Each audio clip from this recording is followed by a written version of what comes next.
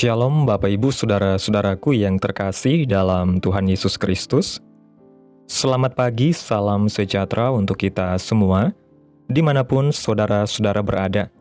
Selamat berjumpa kembali di Renungan Kristen pada pagi hari ini. Kiranya saudara semua dalam keadaan sehat selalu, dan semoga damai dan sukacita oleh Roh Kudus melimpah dalam hati dan kehidupan saudara semua. Sebelum kita mendengarkan renungan firman Tuhan pada pagi hari ini, mari terlebih dahulu kita berdoa. Bapa kami yang ajaib dan mulia, Engkau Allah yang kudus dan kekal, Allah yang kami puji dan kami sembah. Di dalam nama Tuhan Yesus Kristus, kami mengucap syukur Tuhan oleh karena anugerah-Mu di sepanjang kehidupan kami hingga pada hari ini. Kami boleh ada sebagaimana kami ada, semua karena berkat dan anugerah Tuhan dalam kehidupan kami. Pada pagi hari ini ya Bapa, kami akan mendengarkan firman-Mu. Berbicaralah ya Tuhan, jamah hati kami, berikan kami pengertian untuk dapat memahami setiap firman-Mu, dan ajar kami ya Tuhan untuk dapat melakukan firman-Mu di sepanjang kehidupan kami. Berfirmanlah ya Tuhan, kami sudah siap mendengarkan firman-Mu. Dalam nama Yesus kami berdoa. Amin. Bapak Ibu Saudaraku yang terkasih, ayat renungan kita pada pagi hari ini terdapat dalam kitab Mazmur pasal 56, ayat 4 yang berkata demikian. Waktu aku takut, aku ini percaya kepadamu. Bapak Ibu Saudaraku yang diberkati Tuhan, ayat ini mungkin sudah banyak kita dengar, namun pada faktanya, rasa takut dan cemas masih menghampiri dan menguasai kita.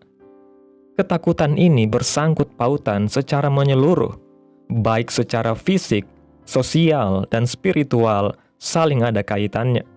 Ketika ketakutan menguasai hati kita, akan sangat berpengaruh dengan relasi kita dengan Tuhan dan sesama. Mengenali rasa takut secara fisik dan emosional, perasaan kita akan mempengaruhi semua bagian hormon dalam tubuh kita. Ada sebuah riset ilmiah di Aalto University di Finlandia memetakan bagian tubuh yang mana yang paling aktif saat mengalami emosi-emosi tertentu. Rasa takut adalah reaksi alamiah sebagai mekanisme untuk survive dan berusaha untuk mempertahankan diri. Reaksi emosional dari rasa takut bersifat personal karena ditentukan oleh pengalaman pribadi, seperti trauma, pola asuh, dan lain-lain. Ketakutan itu bersumber dari insting yang alamiah, pola asuh, kultural, pengalaman individu atau trauma. Dengan skala yang masing-masing berbeda, bahkan imajinasi diri kita sendiri bisa jadi stimulus dalam diri kita. Rasa takut bisa mendikte tindakan kita untuk melawan atau malah lari. Dampak rasa takut berlebihan yang pertama, kesehatan fisik. Mempengaruhi sistem imun atau kekebalan tubuh dan menyebabkan kerusakan kardiovaskular atau jantung, masalah lambung, mah, gangguan pencernaan, kesuburan reproduksi, dan secara tidak langsung akan berdampak pada penuaan diri. Yang kedua, mempengaruhi kinerja otak untuk meregulasi emosi. Menyimak tanda-tanda nonverbal sehingga mempengaruhi proses pembuatan keputusan sehingga jadi cenderung reaktif secara berlebihan. Yang ketiga, memori mempengaruhi tatanan memori jangka panjang. Selain itu dapat memicu kerusakan pada beberapa bagian otak seperti hipokampus dan menjadi pelupa. Yang keempat, mengenai kesehatan mental, memicu kecemasan, depresi klinis, sindrom ketakutan. Rasa cemas adalah rasa takut pada level rendah, akan nampak dalam bentuk kecemasan atau anxiety, atau perasaan risau yang konstan. Padahal, kecemasan pada umumnya terfokus pada, yaitu 40% hal-hal yang tidak akan pernah terjadi, 30% hal-hal di masa lalu yang tidak dapat diubah, 12% kritik dari orang lain yang pada umumnya tidak tepat, 10% tentang kesehatan dan semakin memburuk karena cemas dan stres, 8% masalah real yang sedang dihadapi. Dari riset ini sebenarnya hanya 8% adalah hal-hal yang real sedang digumulkan atau dihadapi. Penawar rasa cemas dan takut terdapat dalam kitab Mazmur pasal 131 ayat 1-3 yang mengatakan, nyanyian ziarah Daud, Tuhan, aku tidak tinggi hati dan tidak memandang dengan sombong. Aku tidak mengejar hal-hal yang terlalu besar atau hal-hal yang terlalu ajaib bagiku. Sesungguhnya, aku telah menenangkan dan mendiamkan jiwaku, seperti anak yang disapih berbaring dekat ibunya. Ya, seperti anak yang disapih, jiwaku dalam diriku. Berharaplah kepada Tuhan, hai Israel, dari sekarang sampai selama-lamanya. Untuk mengelola rasa takut, kuncinya adalah di ayat 2. Dikatakan bahwa aku telah menenangkan dan mendiamkan jiwaku. Ini harus menjadi fokus dan tujuan kita, yaitu menjadi tenang walaupun dalam ketakutan. Digambarkan seperti anak yang disapih dekat pelukan ibunya. Dalam psikologi, perkembangan manusia, anak yang baru lahir atau belum disapih, masih meminum susu dari ibunya. Tidak ada yang dikerjakan selain menangis. Namun dalam perkembangannya, ketika seorang anak mulai disapih atau cerai susu, maka anak akan memahami bahwa ada ibu yang memenuhi dan melindunginya. Inilah gambaran pemazmur yang merasa tenang, seperti anak yang tenang dan nyaman dalam dekapan ibunya, karena tahu bahwa ibunya adalah sumbernya. Karena itu perlu membangun kehidupan kita untuk tidak menjadi sombong, mengandalkan diri sendiri dan berpadanan pada apa yang ada, tetapi hiduplah dalam pengharapan kepada Allah. Jadikanlah Tuhan sebagai sumber ketenangan dalam kehidupan kita. Di sanalah hati kita akan memiliki ketenangan di tengah rasa takut dan cemas. Bapak Ibu Saudaraku yang diberkati Tuhan, melalui renungan pada pagi hari ini, dijelaskan bahwa jika kita jujur, seringkali ketakutan muncul karena kita mencoba mengontrol hal-hal yang sebenarnya berada di luar jangkauan kita. Kita ingin memastikan masa depan berjalan sesuai dengan keinginan. Kita takut gagal dalam pekerjaan, takut ditinggalkan oleh orang yang kita kasihi, takut sakit, bahkan takut menghadapi kematian. Ketakutan ini sebenarnya lahir dari keterbatasan kita sebagai manusia yang tidak bisa mengetahui apa yang akan terjadi hari esok. Namun firman Tuhan justru mengajarkan kepada kita bahwa rahasia dari mengalahkan rasa takut bukanlah dengan mencoba memegang kendali, melainkan dengan menyerahkan kendali itu sepenuhnya ke dalam tangan Tuhan. Pemazmur menyatakan dengan indah, waktu aku takut, aku ini percaya kepadamu. Ini bukan sekedar kalimat motivasi, tetapi deklarasi iman bahwa ketika rasa takut menyerang, respon kita bukan melawan dengan kekuatan diri, melainkan bersandar kepada kuasa Allah yang lebih besar dari segala ketakutan. Percaya kepada Tuhan berarti mengalihkan fokus dari rasa takut menuju pribadi Allah yang setia memelihara. Dengan cara ini, hati kita yang tadinya kacau dapat dipenuhi ketenangan surgawi, karena kita tahu hidup kita tidak ditentukan oleh ketakutan, melainkan oleh kasih dan rencana Allah yang sempurna. Rasa takut sebenarnya bisa menjadi kesempatan bagi kita untuk semakin mendekat kepada Tuhan. Ketika hidup terasa aman dan terkendali, kita cenderung melupakan bahwa kita sepenuhnya bergantung kepada Allah. Tetapi justru ketika rasa takut datang, kita disadarkan akan kelemahan kita sendiri, dan disitulah kita diingatkan untuk kembali bersandar kepadanya. Pemazmur memberikan gambaran yang begitu indah dalam Mazmur pasal 131, seperti seorang anak yang tenang dalam pelukan ibunya. Anak kecil yang disapih belajar bahwa meskipun ia tidak lagi bergantung pada susu, ia tetap memiliki kepastian bahwa ibunya ada di sisinya untuk melindungi dan mencukupi kebutuhannya. Demikian juga kita, ketika kita mulai belajar melepaskan ketergantungan pada rasa ingin mengendalikan hidup, kita akan merasakan damai sejahtera yang sejati, karena tahu bahwa Bapa Surgawi memeluk kita dengan kasih-Nya. Rasa takut bukan lagi menjadi sesuatu yang menghancurkan kita, melainkan menjadi jembatan yang membawa kita lebih dekat kepada Tuhan. Karena kita belajar bahwa hanya dalam hadirat Tuhan ada ketenangan yang sejati. Dengan demikian, rasa takut bisa diubah Tuhan menjadi sarana pembentukan iman agar kita semakin dewasa dalam pengenalan akan Tuhan. Pada akhirnya, penawar dari rasa takut bukanlah keberanian diri sendiri, bukan pula sekedar pikiran positif, melainkan pengharapan yang teguh di dalam Tuhan. Dunia menawarkan banyak cara untuk melawan ketakutan. Ada yang melarikan diri pada hiburan, ada yang mencari penghiburan pada materi, ada yang mencoba mengabaikan ketakutan dengan kesibukan. Namun semua itu bersifat sementara dan tidak menyentuh akar masalah. Hanya Allah yang sanggup menenangkan jiwa kita sampai ke dalam dasar hati yang terdalam.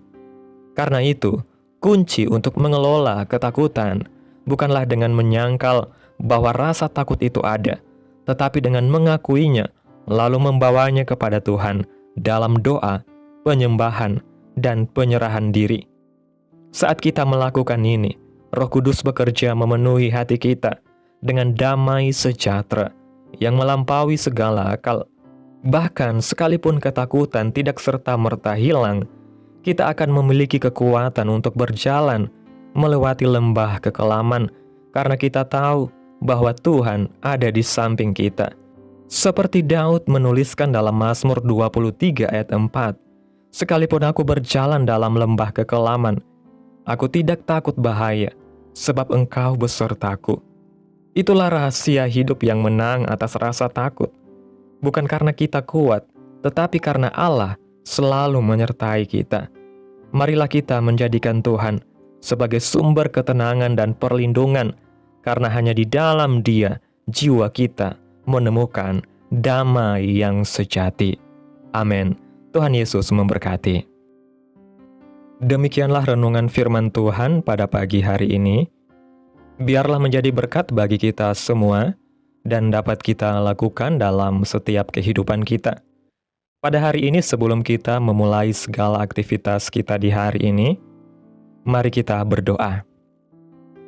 Bapa kami yang ajaib dan mulia, Allah yang kudus dan kekal, Allah yang mulia dan ajaib, Bapa di dalam nama Tuhan, Yesus Kristus, kami bersyukur Tuhan atas pertolongan-Mu, penyertaan-Mu, serta atas berkat-Mu dalam hidup kami.